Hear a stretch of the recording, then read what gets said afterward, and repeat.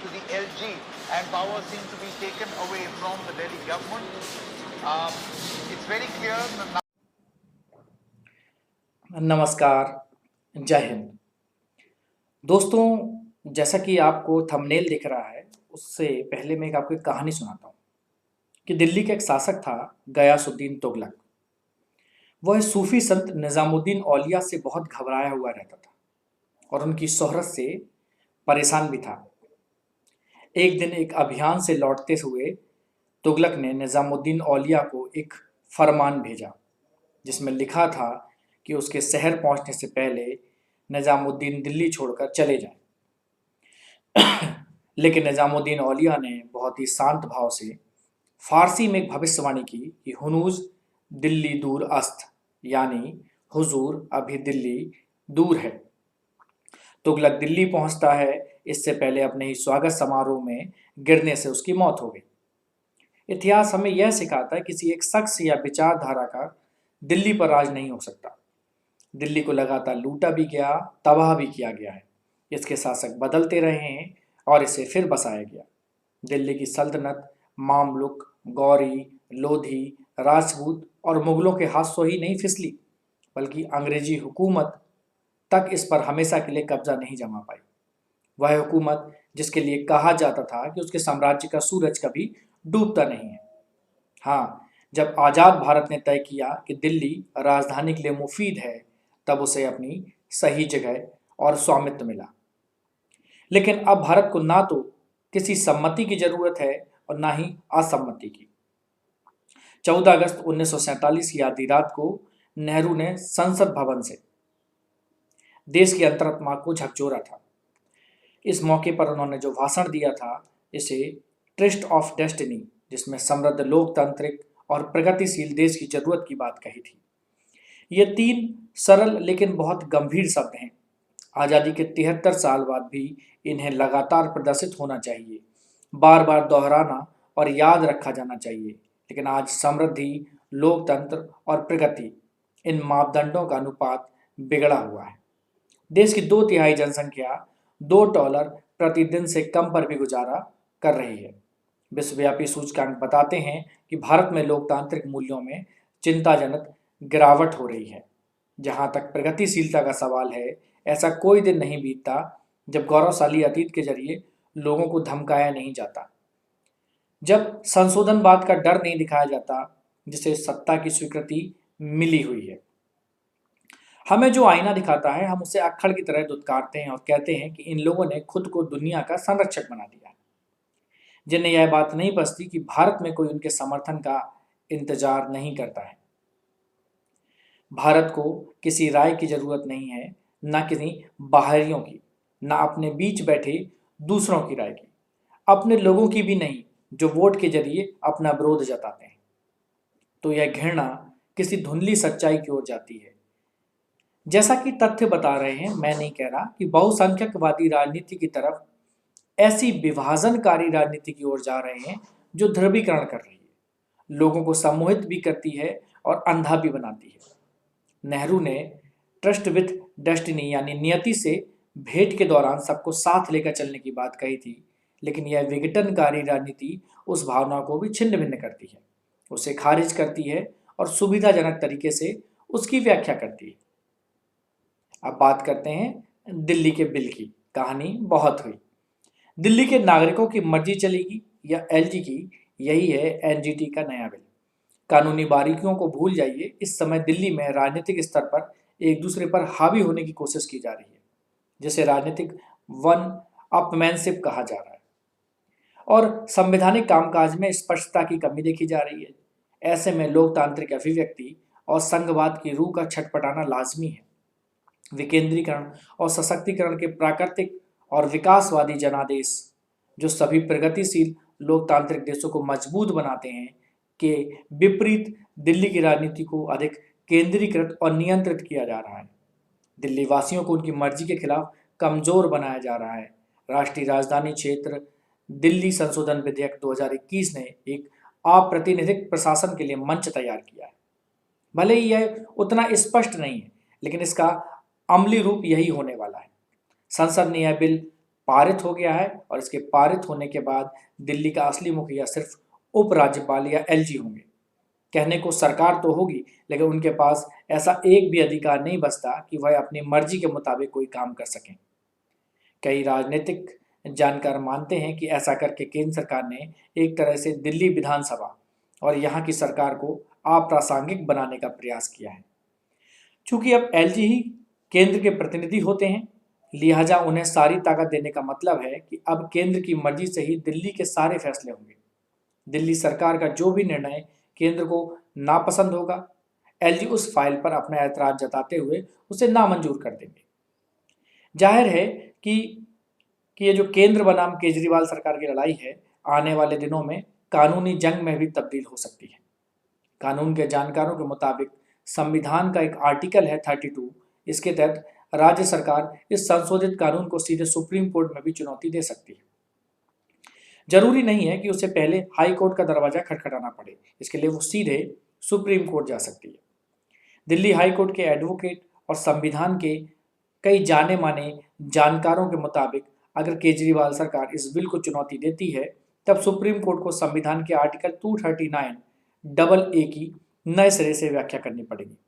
इसके जरिए ही दिल्ली को सीमित अधिकारों के साथ राज्य का दर्जा दिया गया था। उसके बाद ही गवर्नमेंट ऑफ एनसीटी एक्ट 1991 वजूद में आया था और दिल्ली का जो ये स्वरूप दिखाई दे रहा है वो मिला था। मेट्रोपॉलिटन काउंसिल का स्थान उस समय विधानसभा ने ले लिया था और 1991 से पहले चीफ एग्जीक्यूटिव काउंसलर यानी सीईसी का जो पद था वो अब मुख्यमंत्री का हो गया और मेट्रोपॉलिटन काउंसिलर की जो हैसियत थी वो विधायकों की हो गई।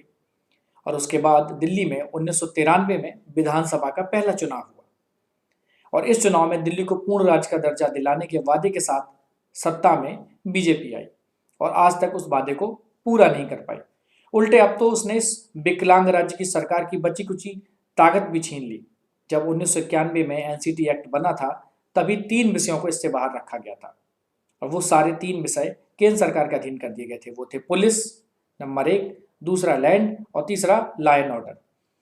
अब यह जानना जरूरी है कि केजरीवाल आज जिन अधिकारों को छिन जाने के लिए रोना रो रहे हैं, वो सारे अधिकार 15 बरस तक दिल्ली की मुख्यमंत्री रही शीला दीक्षित ही लेकर आई थी। साल 2004 में केंद्र में कांग्रेस के नेतृत्व वाली यूपीए सरकार बनने के बाद उन्होंने प्रशासनिक अधिकार मुख्यमंत्री को दिए जाने की खूब मशक्कत की। लगातार 3 साल तक केंद्र के पीछे पड़ने और सोनिया गांधी के दखल देने के बाद ही उन्हें ये अधिकार मिल पाए थे। मोदी सरकार अब उन्हीं अधिकारों को वापस लेने के लिए कानून में संशोधन करने के लिए ही यह बिल लेके आई है। 1991 में बने कानून की धारा 21 और 24 में बदलाव करके सरकार की परिभाषा को पुनर्परिभाषित किया गया है। अब सरकार का मतलब सिर्फ उपराज्यपाल होगा, लिहाजा दिल्ली की सरकार का नाराजगी समझी जा सकती है। जब यहां चुनी हुई सरकार का कोई अस्तित्व ही नहीं बचेगा, तब चुनाव करवाने और विधानसभा होने का भला क्या औचित्य है, ये आपको खुद सोचना है। क्या सिर्फ खर्चा करना है या सिर्फ दिखावा करना है? दिल्ली की इच्छा उनके निर्वाचित प्रतिनिधियों के जरिए प्रदर्शित होती है, लेकिन अब वह लेफ्टिनेंट गवर्नर की इच्छा की मोहताज होगी। वह लेफ्टिनेंट गवर्नर जिसकी नियुक्ति केंद्र सरकार करेगी। देखा जाए तो यह कई कदम पीछे जाने जैसा है। याद किया जा सकता है कि कैसे 1952 में दिल्ली की पहली विधानसभा बनी, फिर खत्म कर दी गई।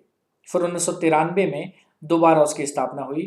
कांग्रेस, भाजपा, आप सभी ने उसे हाफ स्टेट यानी अपूर्ण राज्य के दर्जे से हटाकर ज्यादा अधिकार देने की मांग की, जबकि दिल्ली की आबादी देखी जाए तो 2 करोड़ से भी ज्यादा है, जो कई पूर्ण राज्यों से भी अधिक है। उसकी यह अभिलाषा विधि और न्याय संगत भी है। देखा जाए तो दिल्ली राज्य के संकट की अगर तुलना करें ना, तो उसके भी संकट पांडुचेरी जैसा ही है, और जिसे पुडुचेरी कहते हैं। इस समय 2021 में 2 अपूर्ण राज्यों दिल्ली और पुडुचेरी में ऐसे बदलाव हुए जिन्हें पक्षपात के बिना समझा जाना चाहिए। दोनों ही राज्यों में ऐसी पार्टियों की सरकारें थी जो केंद्र में सरकार नहीं चलाती। पुडुचेरी में निर्वाचित सरकार को अपने 5 साल के कार्यकाल में ज्यादातर समय एलजी से भिड़ने में बिताना पड़ा। आखिर में सरकार इस मुकाबले में हार गई और मौजूदा मुख्यमंत्री ने कहा कि नामित एलजी पुडुचेरी के लोगों के अधिकारों को छीने, और इसे रोकने के लिए हम पूर्ण राज्य के दर्जे की मांग करते हैं।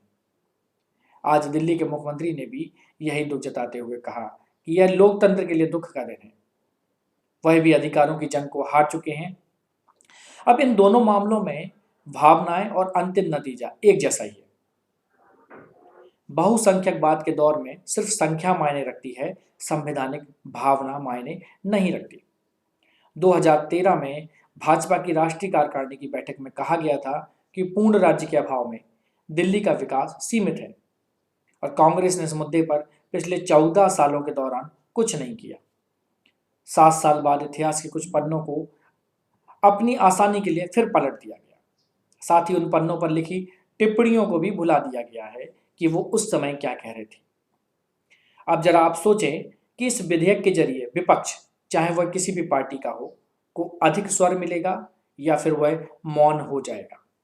क्या दिल्ली सरकार के लोक निर्माण, अवसंरचना और सार्वजनिक सेवाएं पड़ोसी राज्यों जैसे उत्तर प्रदेश, हरियाणा से भी बदतर हो जाएंगी या फिर बेहतर होंगी? सरकार जो कर रही है, क्या उस पर दिल्ली वाले भरोसा करेंगे?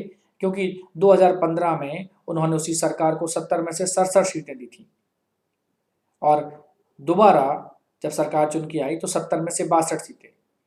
तो दिल्ली को जीतने का मतलब है हिंदुस्तान पर राज, और दिल्ली भारतीय राजनीति की धुरी है, भारतीय मॉडल का विश्वव्यापी आकर्षण और हमारी श्रेष्ठता के बोध की राजधानी भी है। लेकिन दिल्ली क्या एक ऐसे राजनीतिक विकल्प का दंश बन रही है जिसे नोच फेंकना जरूरी था? लेकिन क्या सभी सवालों के जवाब इतने सीधे होते हैं? ये अटकलें भी हो सकती हैं। परिस्थितिजन्य उत्तरों का इंतजार करते हुए, और इससे आश्वासन भी ज्यादा नहीं मिलते, समय ही इसका जवाब देता है। और इस बीच कई बेढंगे सवाल और खड़े कर देता है, जिसके जवाबों और स्पष्टीकरण की जरूरत फिर से पड़ती है। सदियों से दिल्ली जीतने का मतलब हिंदुस्तान पर राज करना रहा है, और यह आज के दौर में भी सच्चाई लग रही है। आधुनिक दिल्ली ने जब 7 प्राचीन शहरों से बनते बिगड़ते अपना वजूद हासिल किया है, तो इसका जिक्र महाभारत में भी होता है। इसके अलावा भारतीय राजनीति के लिए यह युद्ध के मैदान से भी कम नहीं है। मिर्जा गालिब ने तो दिल्ली के लिए कभी कहा था, एक रोज अपनी रूह से पूछा कि दिल्ली क्या है, तो यूं जवाब में कह गई, ये दुनिया मानो जिस्म है और दिल्ली उसकी जान। शायद दिल्ली का आधुनिक काल का संघर्ष नैतिक, संवैधानिक, प्रशासनिक हो या स्पष्टवादी ना हो, जैसा इसे पेश किया गया है, लेकिन यह भारतीय राजनीति की बची कुची जान को अपनी मुट्ठी में करने की लड़ाई जरूर लगती है। तो दोस्तों, ये था एनजीटी बिल का एक नज़रिया जिसे मैंने आपके सामने पेश किया। अब बाकी आप समझें कि एनजीटी बिल क्या सही है, क्या गलत है। अगर उम्मीद करता हूँ कि आपको वीडियो पसंद आया हो तो उसे लाइक करें, शेयर करना ना भूलें। नमस्कार, जय हिंद।